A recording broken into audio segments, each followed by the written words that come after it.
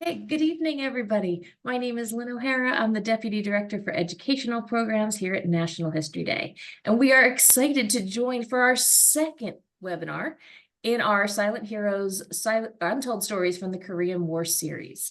In this webinar, we're going to focus on the historical context of the Korean War with a special focus on Asian American veterans and service members. So first off, I need to say thank you to the National Cemetery Administration for entrusting us with this program. We are so excited by what you're doing. We put out a press release on Monday for Veterans Day to help announce. We've already gotten a couple news stories, a couple hits. Please keep sharing those. We think it's so important that your communities know what you're doing, and we're hoping it might lead to some connections with some of the veterans' families. Okay, couple quick bits of housekeeping tonight as we get going. First thing to know, teachers, Google Classroom is emailing you right now that your webinar is late. Don't worry about it. Pay attention to what we're doing here. We'll get it squared away and get everybody their credit. But remember, you got to do the survey at the end to get your credit. We've got the Q&A box open. Please feel free to put questions in at any time. Mrs. Turner will help. We might interrupt with questions. We might hold them till the end, but we want to make sure that your questions are getting answered. We do have live captions turned on. If that helps you, great. If you find it distracting, you can hit the CC button and turn it off. Survey at the end for attendance credit, just like always. Tomorrow, we'll post the slides and the video link to Google Classroom so you can use any of these images or materials with your students. Now, what we're working towards is wrapping up those home front and community organizers. They're due on Friday, and remember, teachers, hit that mark is done button so your research mentor knows that you're good to go. And on Friday, Module 3 is going to launch, the next one. Now, we have to make a shift. And I want to make sure we're clear with what we're doing and why we're doing it. So we kind of look at where we are. We're essentially about the halfway point of our program. From September to October, we focused on life before the war. Then we shifted to home front. That's what we're wrapping up right now. We did make a choice to flip the next two modules. We're going to focus on veteran experience for the next 4 weeks and then shift to military experience. The reason is we've been working like you have no idea about trying to get as many military files as possible. And I need to give a big shout out to Dr. Melnick and the team at the National Cemetery Administration who has gone above and beyond to help with these files. I can tell you that as of today, it's officially 59% of Silent Heroes have something in their folder. Some are very extensive files. One is literally a half-ripped piece of paper, but it's something to go on. We're going to keep that number coming up. For many of you, when we got one document, we use that to put in a secondary request. I've been sending batches of secondary requests to NARA every Friday, and I've got a pile sitting here with me in Indianapolis that's going to go back on the next batch going out this Friday. Now, you know if you have military files because in your folder, I put a little note and that the files were added on a particular date. So we're going to keep adding them through Friday when the new module launches. If we get files after Friday, teachers, I will email you to tell you, hey, I put files into this person's folder so you know to look for it. Our goal is that by mid-December, we're going to get as many as possible. We know we're not going to get 100% because there was a massive fire at the National Archives in 1973. But gosh darn it, we're doing our best to get as many as possible. All right, so teachers, we are at our halfway point, which means you are very close to getting the first half of your teacher stipend. Now, the way that this works is we've got to certify, because we've got to make sure that we're doing all of our due diligence to make sure we're using these funds properly. So in order to be eligible for those teacher stipends, you've got to hit a couple checkpoints. First, in your Life Before the War module, you want to make sure that research organizer is as complete as it can be. It's never going to be 100%, but whatever you have, we've got in there. The second piece is you want to make sure that any relevant files are uploaded as images. So that would be the census page that has the manuscript census data on it. If you have a birth certificate, let's put that birth certificate up there. That's really key because in the end, when we go to build the website for NHD Silent Heroes, and when we go to put the material on the Veterans Legacy Memorial, it's those images that help create the illustrations. So by organizing the files now and getting them uploaded, you're going to save yourself lots of time in the end. You also want to make sure that you have your bibliographic citations added. I know we've got some students here. Just a reminder, a URL is not a citation. It's a URL. It's part of a citation. I know Dr. Hamner's smiling and laughing here, but it's really important because one of the things that we're teaching, as much as we're teaching about the research and the war and the content, is about research methods, about being a responsible researcher, and about citing all of your sources and organizing your materials, because that's a huge piece of what we believe in as being part of the research process. All teachers have to have attended webinar 1 live or via video. And actually, I can tell you, everybody's got that. Everybody's checked off. Same thing with Homefront. Research organizers. Quick tip I got to throw out there. I was peeking at some organizers. And I see some organizers where the responses are text that might be copied from somebody else's website. Okay, I got to be honest with you. First off, if we take quotes, they must be in quotation marks. We never, ever, ever take somebody else's words and put them in like they're our own. Now, let's say maybe you found 2 paragraphs that are really helpful. That's okay, bring them over, put quotes around them. But then underneath that, make sure you go through that. Give us like 2, 3, 4, 5 bullet points of what the key information is. That's really important because we don't just want to know that you found something, but we also need to know that you understand what you found. And that's what's going to let your research mentor know, yep, you've got it, or, oh, you know what, you've got part of it, but maybe you're misunderstanding what a word or a term or an idea is. And that's how they can help you. So what we're going to be doing is working over the next week.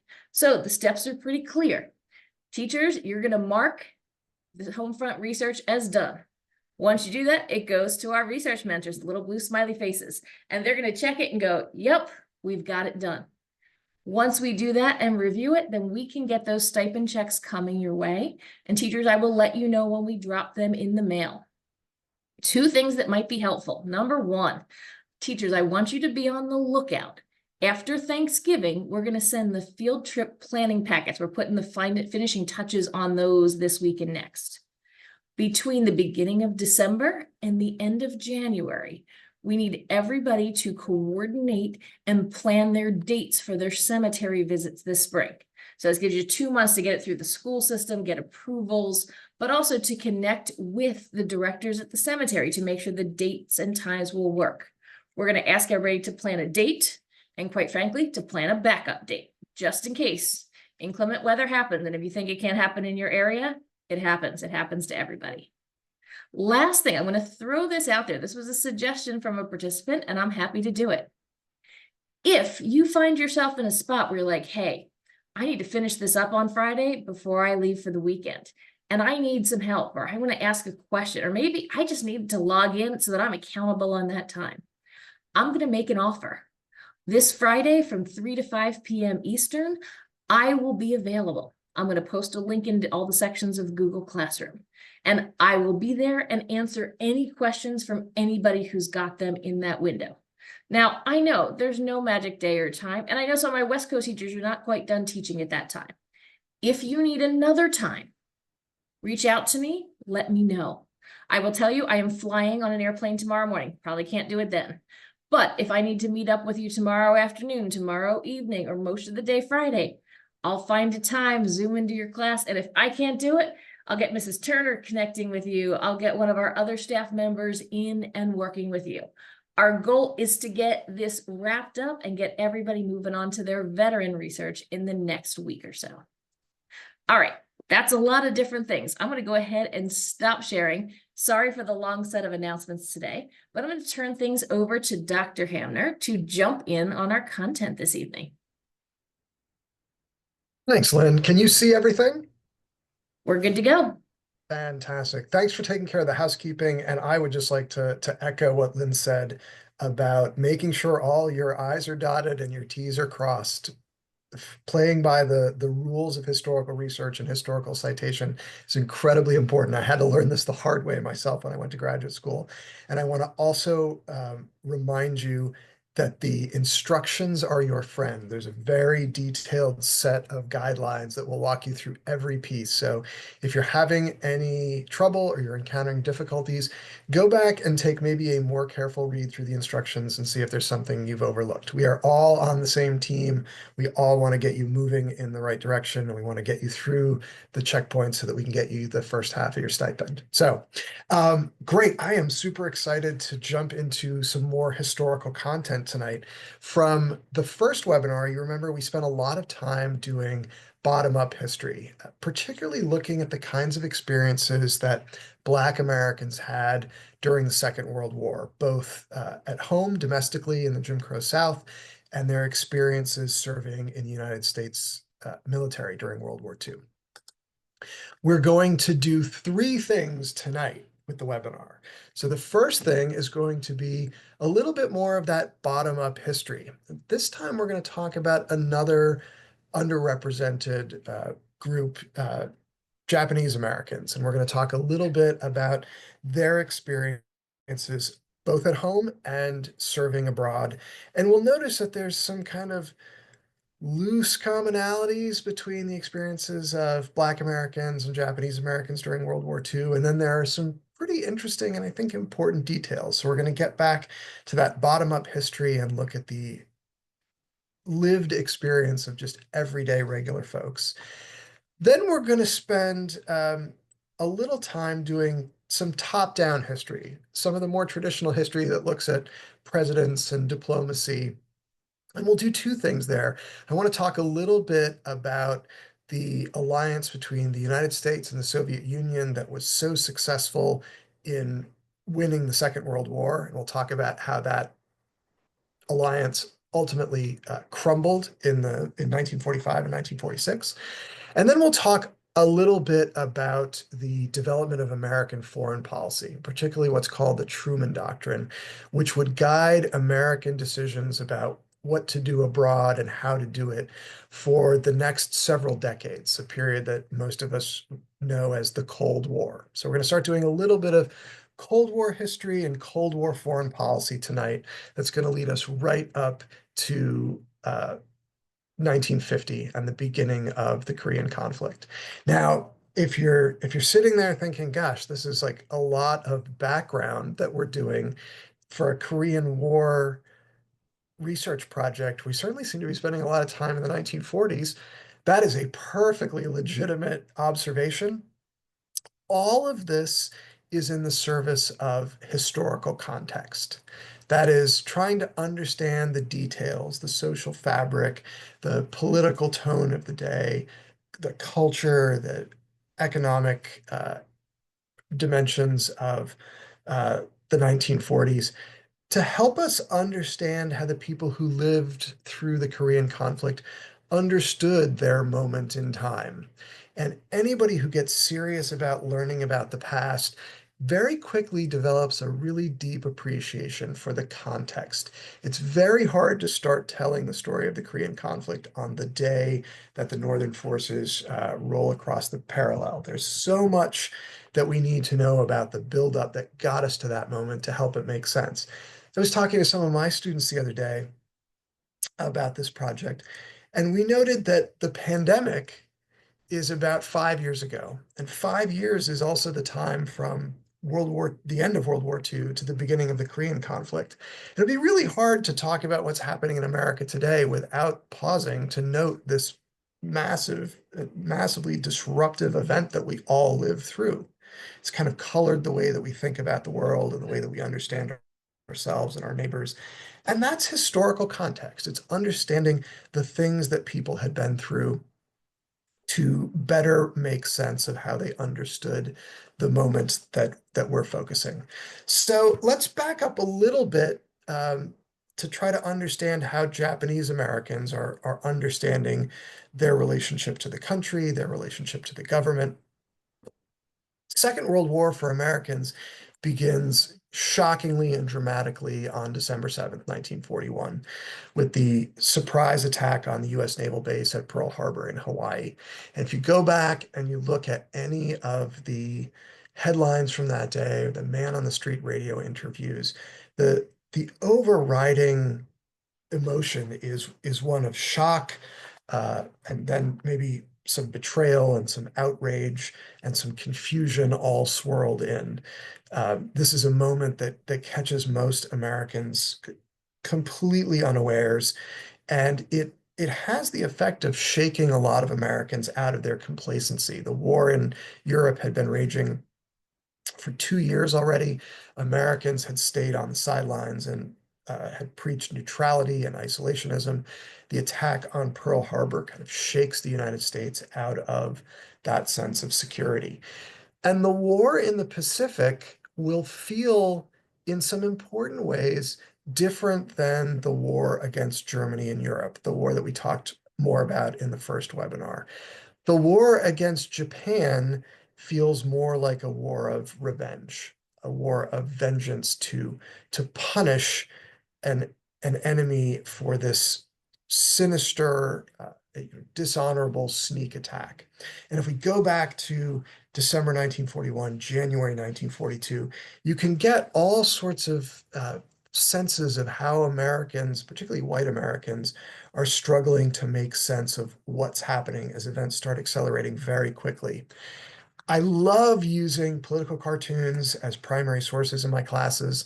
And for the Second World War, one of our great sources of political cartoons is Theodor Geisel, the great children's author, Dr. Seuss. He was an incredibly prolific cartoonist both before and during World War II. And in Europe, he's one of the first people to kind of raise the alarm about the danger that Hitler represents. In the Pacific, he has a lot of other ideas that are not as easy to sit with. So let's throw this one kind of open as a primary source exercise for us. I want you to take a look at the cartoon here and just do a quick kind of catalog of what words or images or details stand out to you, and then kind of pulling those details together, what you think the argument or the message of this cartoon is. And I always tell my students, the artist could have drawn this any one of 100 different ways. They made some very specific choices here to get a particular message across. And we want to play detective and see if we can kind of figure out what that message is. So take a second, kind of pull out the details that stand out to you and see if you can come up with a short summary of what Dr. Seuss is saying here. One of my favorite lines when working with political cartoons is to say, what's the opinion being expressed, or what's the message that the cartoonist is trying to do? Because there's a purpose and a message and a reason behind I'm going to political steal cartoons. All right. Let's see, let's take a second. Go ahead and type some ideas in. It doesn't have to be a fully formed idea. Just pull some things out. It can be one or two things that you notice. I also often tell my students, like, pause if something makes you scratch your head, or if something is confusing. That's often a really good signal that there's something more to develop there. Looks like we've got some ideas coming in. Mrs. Turner, what is everybody thinking about it? What's catching people's attention? Oh, you're muted. It happens to the best of us. I was just pausing for a minute to let everybody be able to think. So here we go. One person noted homegrown combatants. Another one said racist imagery. West Coast states are listed. Japanese Americans collecting TNT, waiting on a message from Japan to use against their home, sending the message that you can't trust Japanese Americans. People trying to buy TNT all the way from Washington to California. They all have hats and look very similar. The guy at the honorable fifth column is handing out explosives to people coming from California and further north. Every Japanese American, every, in all caps, Japanese American is a potential Japanese agent, enemy, alien, saboteur, especially on the West Coast. Another said, despite the fact that these folks live in the US, home is still presumably Japan.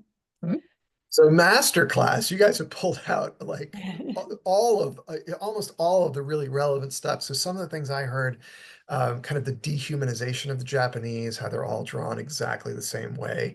The idea that Japanese Americans cannot, by definition, be loyal, like that home is still presumably Tokyo, that any Japanese American on the West Coast is a potential saboteur.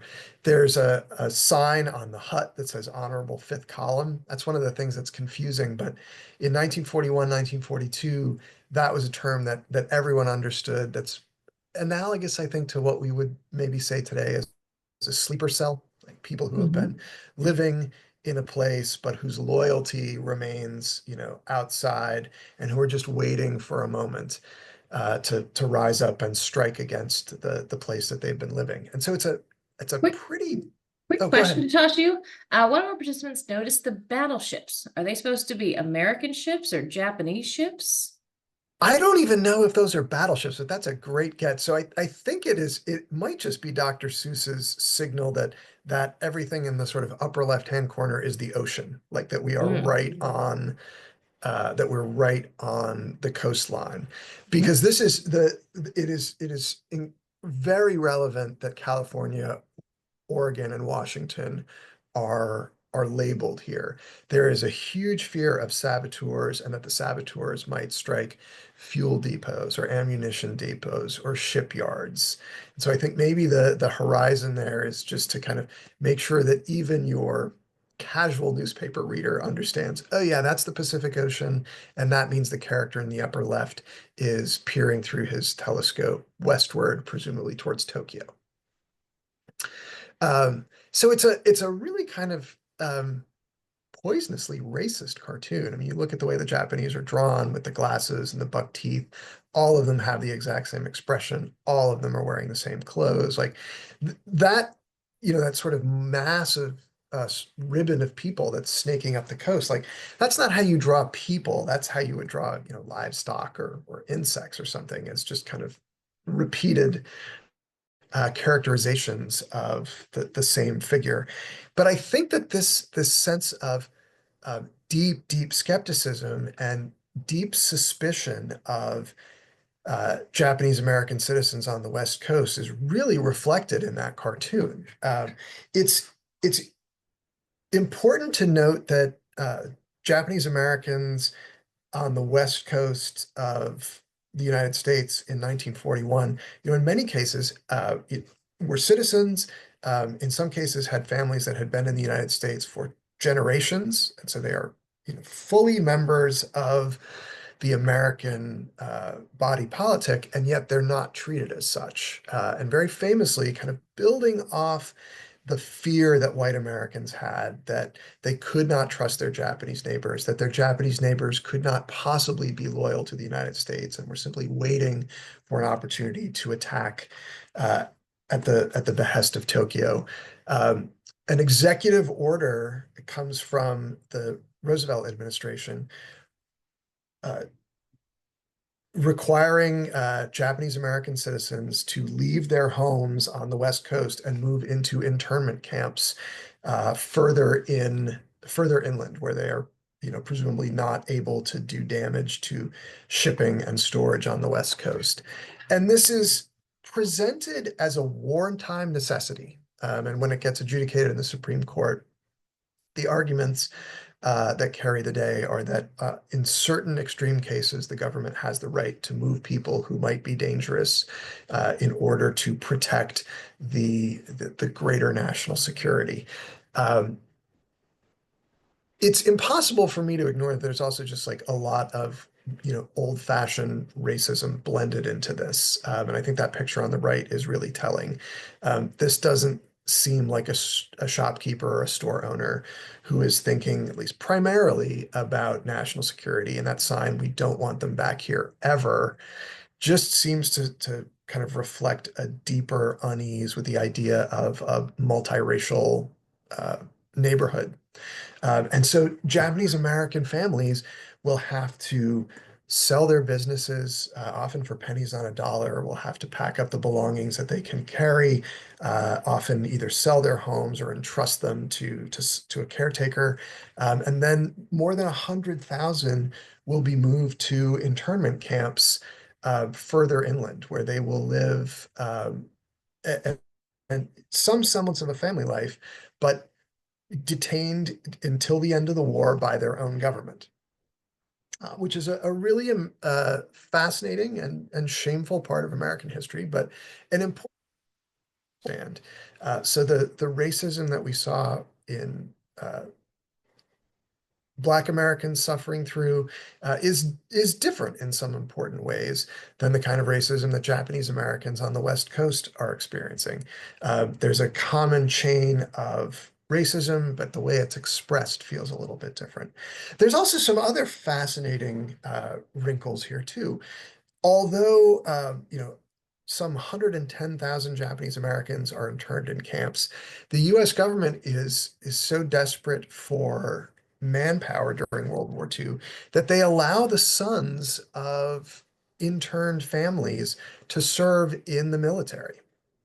Now, this is interesting on a number of levels. They trust them enough to, carry arms and serve in combat for the United States, but they do not let Japanese American soldiers serve in the Pacific Theater. So all of the Japanese American soldiers who serve in combat will serve in Europe. Most of them will serve in Italy.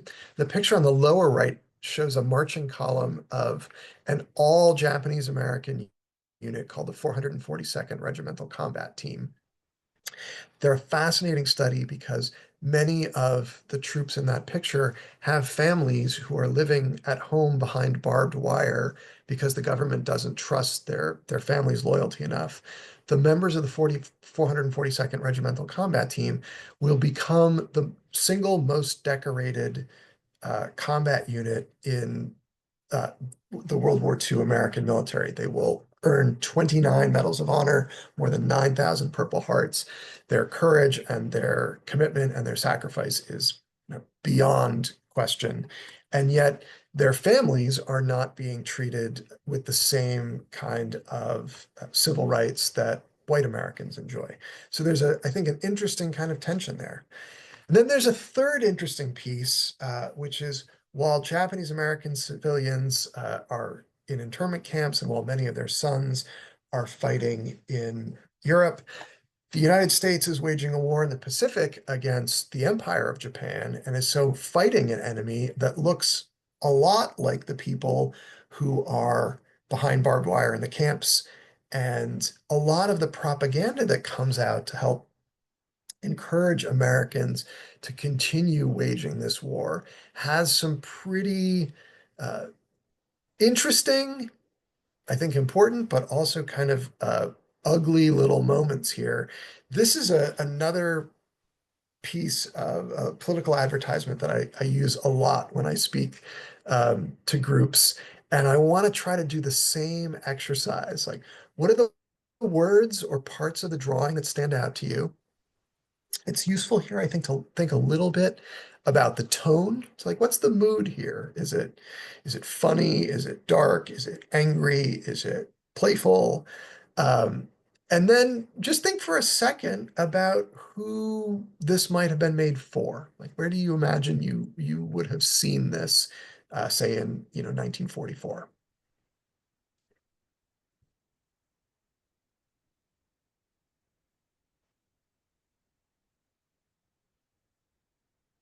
Let's see, we've got some good responses coming in.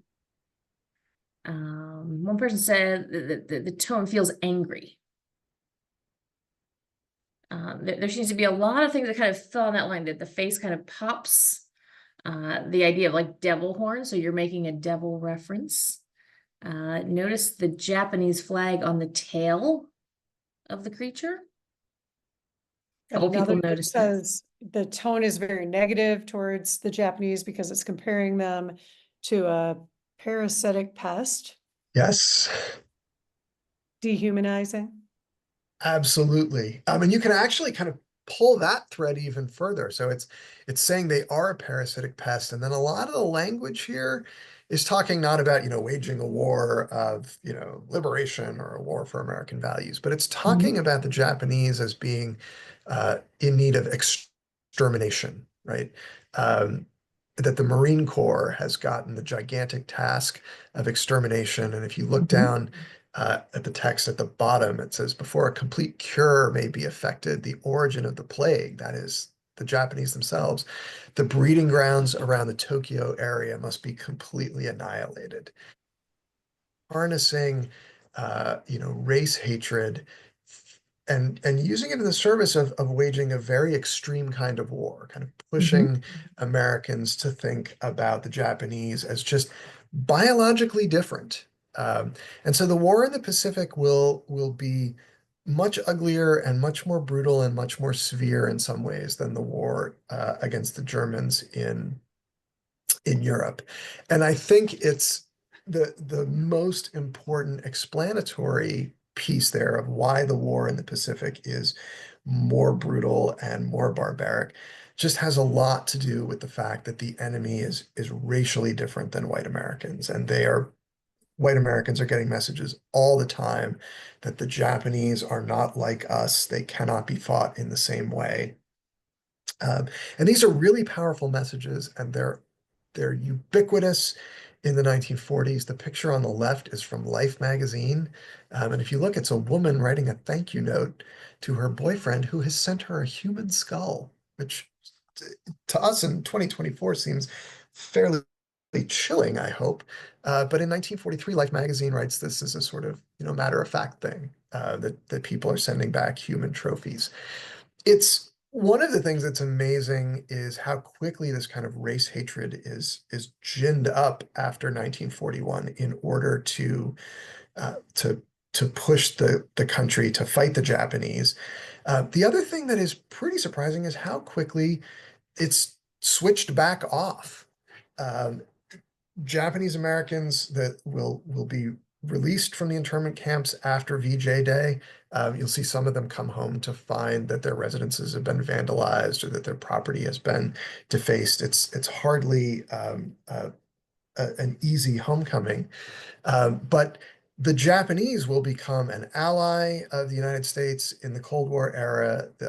Japan will be occupied by American troops starting in the second half of the 1940s. Japan will play an important role in helping provide logistical support for Americans fighting the war in Korea.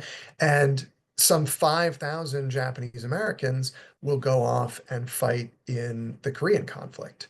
We don't know exactly how many because the Army is not keeping separate data on that yet, but 5,000 is our best estimate, of whom about 240 are killed in action. And I think it's important to remember as we're getting into the kind of bottom up research that these are men who are going off to fight and serve and sometimes die, a country that had treated them and their families, extraordinarily poorly just 4 or 5 years previous. I think that's an important piece of historical context that we don't want to lose. All right, so let's shift to our second thing, and here we're going to kind of move up to the top-down kind of history, and I want to use the last part of tonight's webinar to get a better understanding of how we get into a different kind of global conflict following World War II, and then finally how that different conflict erupts on the Korean Peninsula. And that'll set us up for digging more deeply into the war in the last two webinars. So the successful effort against Nazi Germany in World War II is the product of an alliance between the British, the Americans, and the Russians. And the most important partner in terms of doing the work of fighting and defeating the German army is by far the Russian Red Army. They are large and they are powerful, and the Russians system has a capacity to absorb casualties and death that the British and the Americans just can't seem to muster. And the successful defeat of Nazi Germany requires all three of these countries working together, providing troops. The Russians provide a lot of the fighting force. The Americans provide troops, but also supplies for everyone. And you can see this early cartoon from 1941 that suggests that all of these countries are rolling up their sleeves and going to work in the common purpose of defeating fascism in Europe. And that alliance, particularly between the Americans and the Russians, is successful enough that by the spring of 1945, they have reversed all of the German successes of 1939 to 1942, and they have successfully destroyed Nazi Germany. And you can see in the upper left-hand corner, those are American soldiers on the left, Red Army soldiers on the right, shaking hands. They have finally met up and defeated Nazi Germany. And the waves of relief that come after that victory are just visible everywhere in newspaper headlines and celebrations in Times Square in London. But the success in waging this collective war against Nazi Germany kind of masks the massive ideological differences between the British and the Americans on one side and the Russians on the other side. This is a marriage of convenience, and Churchill says it here, very clearly, that it is the common urgent need to defeat Hitler that is keeping this alliance together. And as the end of the war draws near, the fact that there is very little else that connects these countries is already becoming visible. There are public efforts to make it appear as though the British, the Americans, and the Russians are all part of this same project of creating a freer, better, more civilized world. And yet, in the halls of power, leaders are forced to acknowledge that the Russian system of communism and the Western system of small d democratic capitalism, that they are not natural fits. And there are already some sparks being kicked up even before the war against Germany is over that seem to suggest that there might be another kind of conflict brewing. Things are so bad that in the spring of 1945, Churchill commissions the British intelligence agencies to imagine what would happen if the Western allies ever went to war with Russia, which is shocking because they'd all been fighting on the same side, right up to this moment. The study is known as Operation Unthinkable, and you can see a couple of snapshots of it here. And the report from the perspective of the British is pretty grim. They acknowledge that the Russian Red Army is massive, that the Russians can keep their army together in a way that the British and the French and the Americans cannot. Those Western countries, people in the armies want to go home, that the Russians are able to mobilize and keep a huge army in being, and that if the Russians decide that they want to start taking parts of Western Europe, it may be very difficult, if not impossible, to stop them. And that kind of gets at this creeping ideological concern on the part of many Americans about what the Russian system represents. And this predates even the Second World War. You can see the pamphlet on the left is dated from the late 1930s.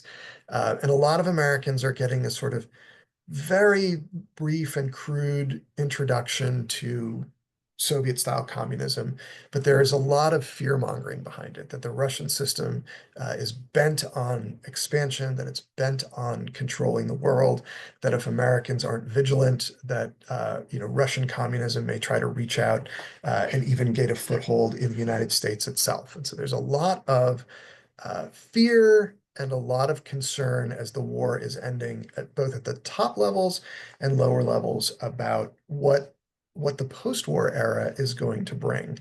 And those fears turn out to be not unfounded. The Kremlin, the Russian seat of government, is very concerned that they not suffer another invasion like the one they suffered at the hands of Nazi Germany in 1941. Coming out of World War II, the Russians are equally convinced that the American system of democratic capitalism has to keep growing, that Americans will never be satisfied until they dominate the entire world. And so what happens in the years after 1945 is there is a sort of reorientation to what scholars call the bipolar world. There are no longer many great powers on continental Europe. There are now two superpowers: Russia and the smaller countries aligned with it, and the United States and the countries aligned with it. And that struggle between Western democratic capitalism and Soviet-style communism is going to define the next 50 years. It's an ideological struggle, it's an economic struggle, it's a struggle over territory and a struggle over influence. Um, it is known as the Cold War because it never erupts directly into a shooting war between the United States and the Soviet Union. Those superpowers are both so big, and by 1947, they are both armed with atomic weapons, that everyone fears that an out and out hot shooting war between the Soviet Union and the United States might erupt into World War III and the end of the world. So the Cold War will stay cold for the next 50 years, but everyone is kind of perched on the edge of anxiety all the time.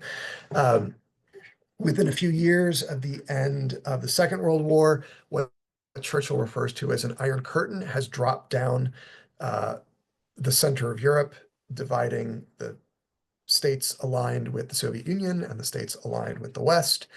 And you can see in a lot of the political cartoons of the day this idea that Stalin is greedy, that he's grasping, that he's trying to bring more and more territory and more countries under his influence, that the Soviet Union is absolutely bent on forcing countries to accept a form of communism so that they can continue to spread their ideology. That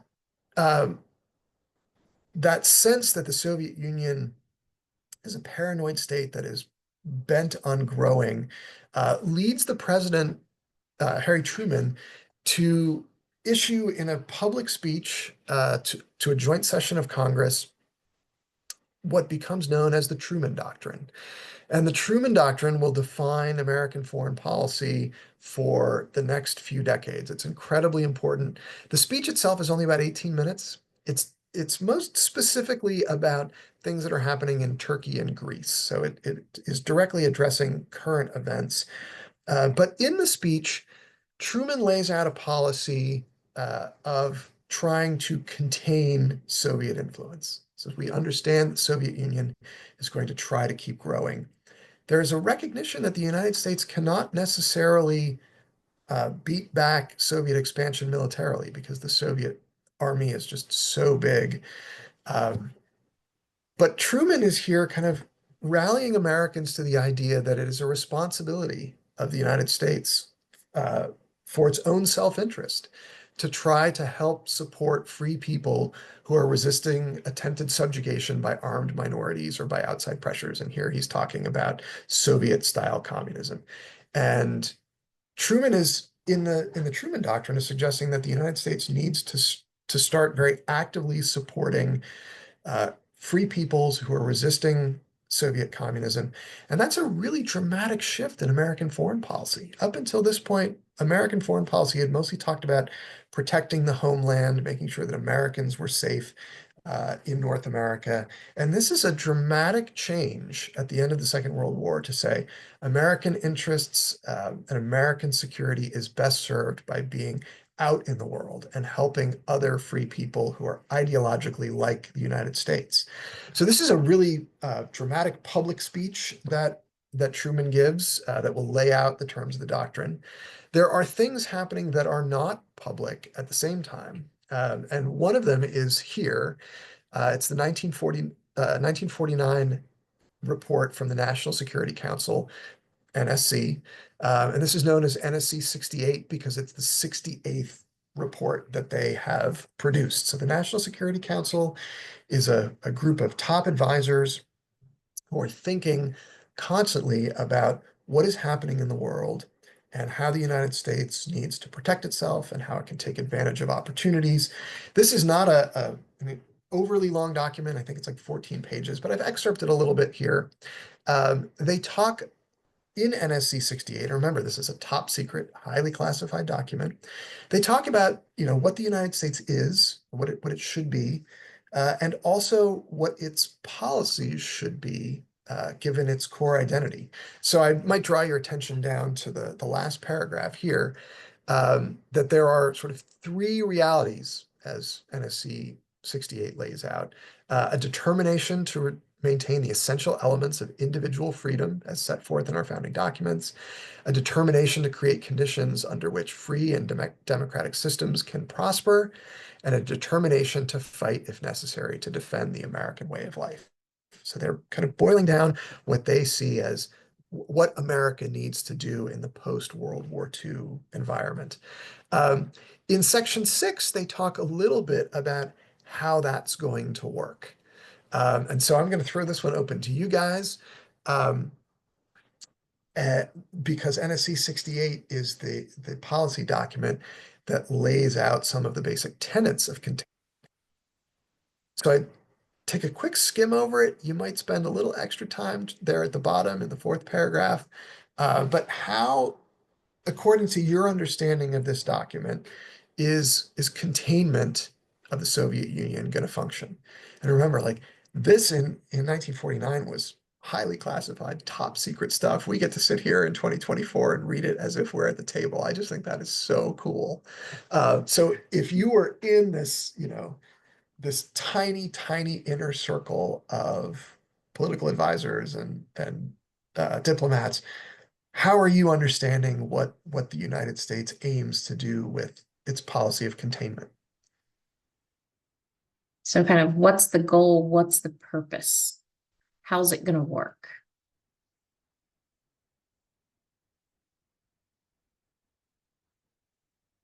We'll give everybody a little thinking time on this one. This one's tough. There's a lot of text here. Mm-hmm.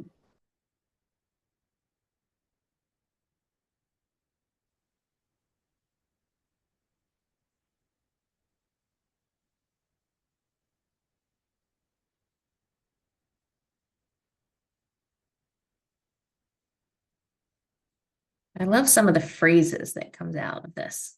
I love that. Is there one that had caught your eye? The one that catches my eye every time is the falsities of Soviet pretensions. Sure. Oh, that's fancy talk. Mm-hmm. But we can break it down, right? Falsities, the falses, the untruths. Right. If you're being pretentious, that's one of the things, like, you're trying to be something that you're not. So it's when the Soviets are lying, we need to expose that. We need to come out with that. We've got to tell the truth. And what are they lying our about? version of the truth. Yeah.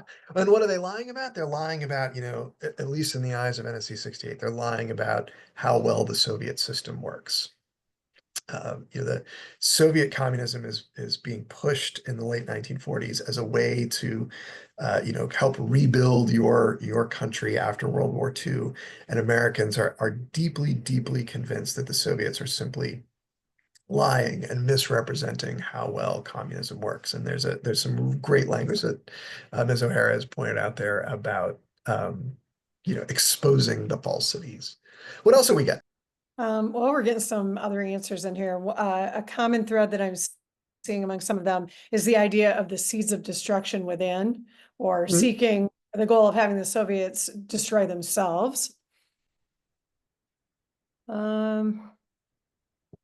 The idea of rejecting isolationism. Like, we're going to have to be involved to make this happen. We can't just let them be on the other side of the world.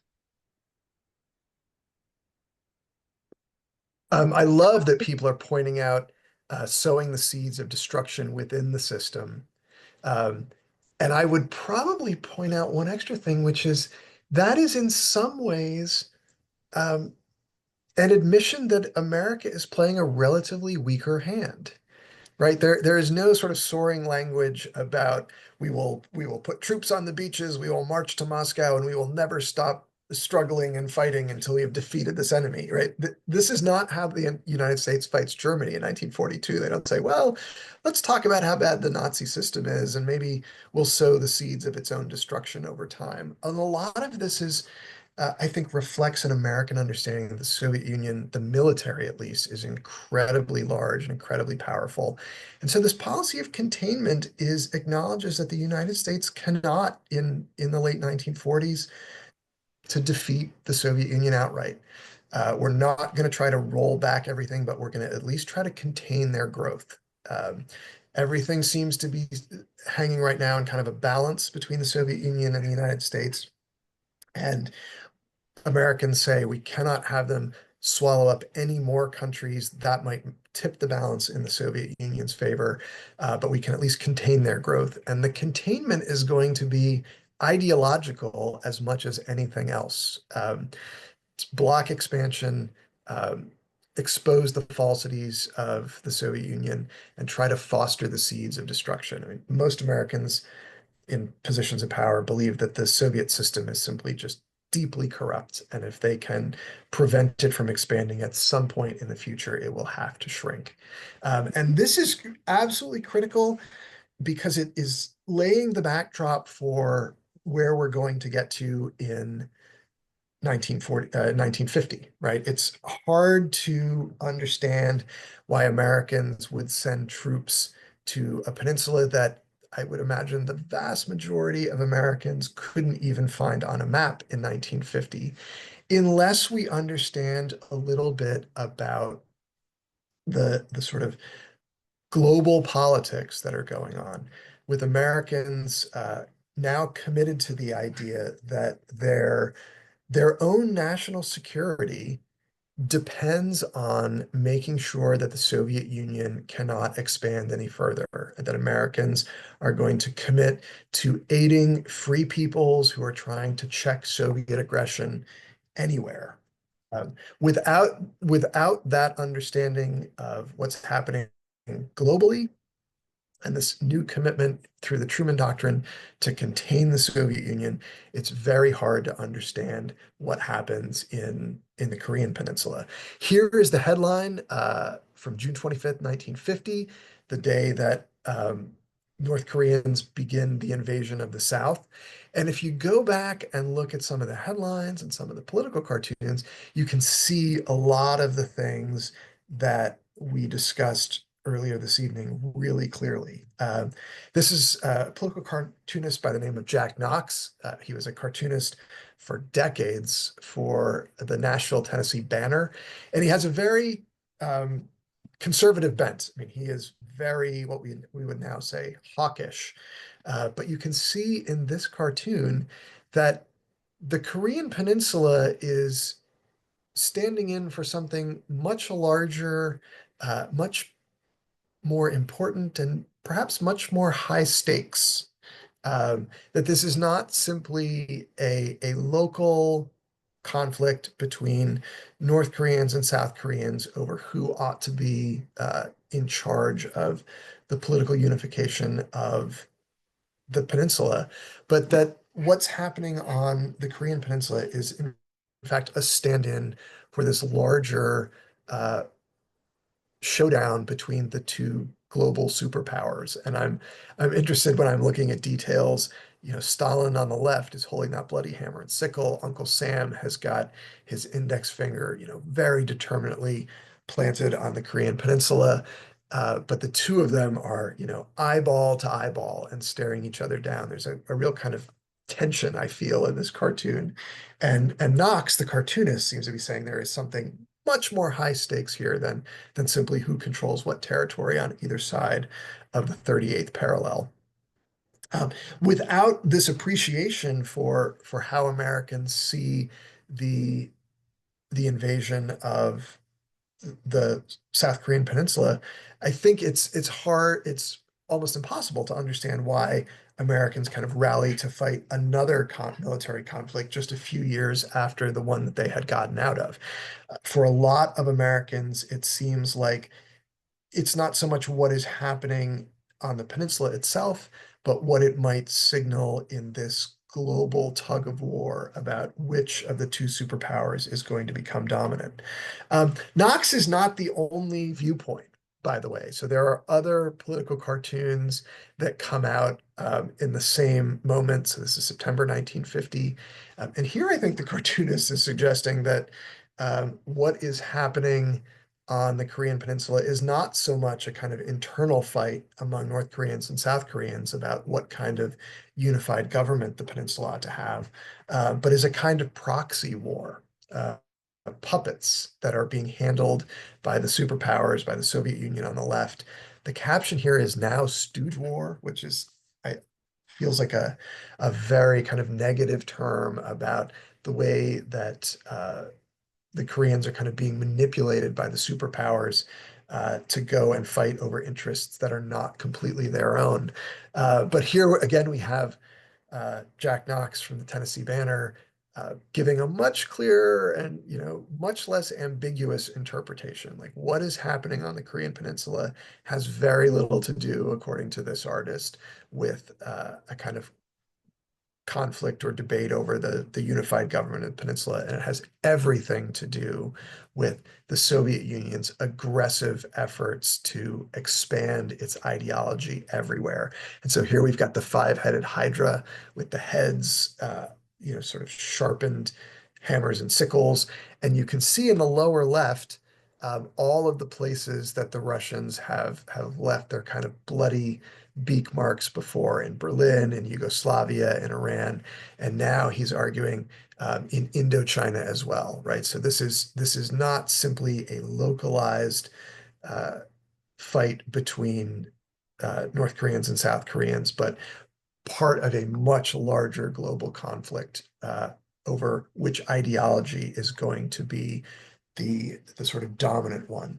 That Cold War backdrop helps explain how the soldiers that we're following find themselves in an active shooting war in the second half of 1950, and how Americans who said a decade earlier that they had no interests outside the Atlantic and Pacific Oceans, and that American interests were at home, are now deploying to go fight a second war on the Korean Peninsula. That gets us caught up to the soldiers' experience themselves, which is where we're going to take things in the second two webinars, and we'll continue kind of working through different overlooked groups, including some Latino soldiers, women, Jewish American soldiers. So that's where we're going to next. And we got a little extra time to sit around and do question and answer and a little more discussion of anything that piqued your interest that you'd like to pursue further. Absolutely. Mrs. Turner, let's go with that first question because it relates to what Dr. Hammer was just talking about. But I'll mention surveys there. Remember, teachers, you got to do the survey. Students, it's optional. But we've got to do the survey to get your credit, just like always. Yeah, Dr. Hamner, we've got a question in here. What role do the United Nations play in the United States policy internally and externally?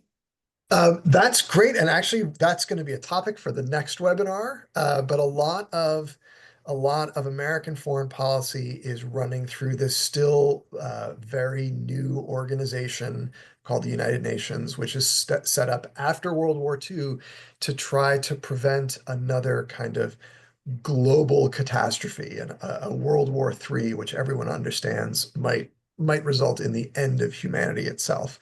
And I've got all sorts of cartoons and some primary sources for the third webinar that are going to talk about the United Nations role.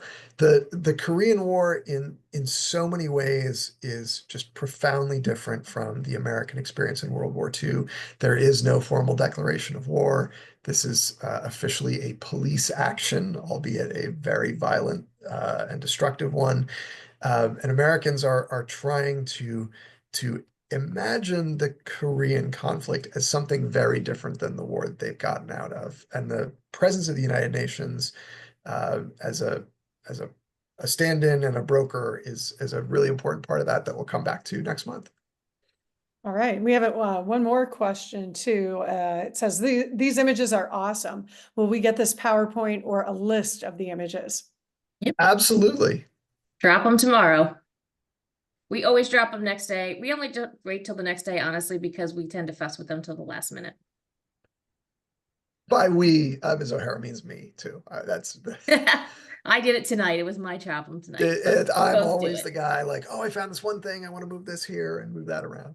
The Jack Knox cartoons, I found that the historical State Historical Society in Tennessee has this whole collection about of all the political cartoons that he did over like 40 years, and there was a whole section on the Korean conflict, and I just tumbled right down the rabbit hole, and I picked out like 14, of which I think we looked at two, but I was like, this is a really kind of colorful, interesting guy. I'm not sure I would have liked him that much, but he had some pretty specific opinions, and he was self-taught artist, and he spent most of his professional life kind of putting his very straightforward ideas right on the op-ed page.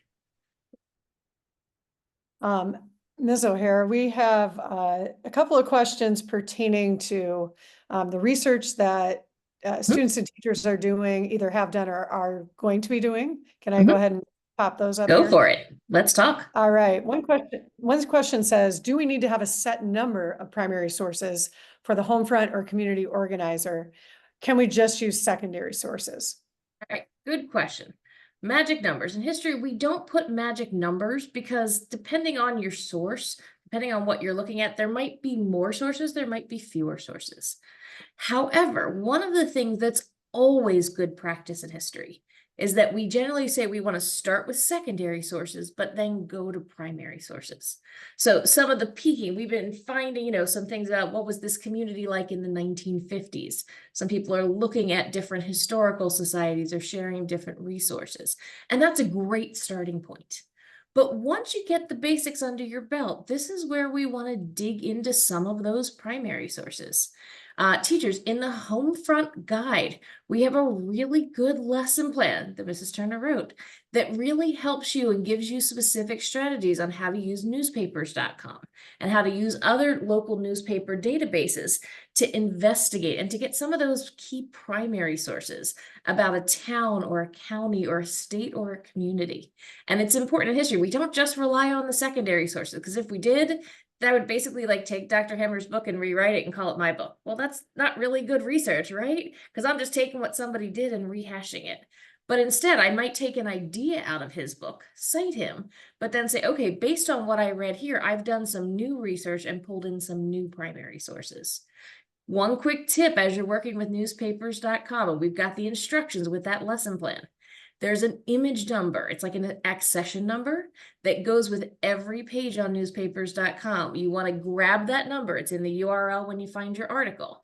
That goes into your citation. That lets anybody go right back exactly to that page on that newspaper on that date. So check that out, read those instructions. If you have questions or having trouble with that, we're happy to help you on that one. Okay, we have another one pertaining to research. We found some records about a ship that is named after Henrico, which served in World War II, but some of its records are missing. Do we still use it? I'm guessing we're talking about a ship named after an area. We might have to clarify that one. But I think there's a lot of times where someone from an area or a particular area might inspire the name of a ship, especially during World War II and Korea. They're building a lot of ships awful fast. So they've got to come up with a lot of different names. So sometimes it's state names, sometimes it's city names, sometimes it's named after people or maybe the fallen of World War II. That could be some interesting connections. So I think that there's lots of different ways. If you have a more specific question, send it to me in an email. I'm more than happy to answer that. We've got another question. I think that similar questions have come up from some of our research or to some of our research mentors. So I'm going to go ahead and go through this one. If our veteran moved from her hometown before the war, can we use the city they resided in after the war for Module 2? We are struggling to find information from their birth city for the home front portion. I would ask the question is, where is the family during this time? Because part of the Homefront module is designed to say, okay, we have our silent heroes and we know that they're serving either in Korea or in the armed forces in Germany or in the United States. But what's the community like they left behind? And because I would focus on where it is they came from, because I think we learn about where someone grew up, then that helps us understand a little bit about them. Now, if you're having specific challenges on a particular community, my suggestion, zoom out a little bit, right? So we might not be able to find a whole lot about this particular town in California, but could we zoom out and learn about the county or the region of California? Because that's going to have a lot of similarities and a lot of carryover. Again, if you have specific questions or need specific help, please do reach out. We're more than happy to try to help you or give you your suggestions. We've got one that's a little bit more specific. How can we find out how our veteran got the name Sir? This is an interesting one. We do have a veteran, and his legal name appears to be Sir as his first name. Birth certificate, the name was Sir?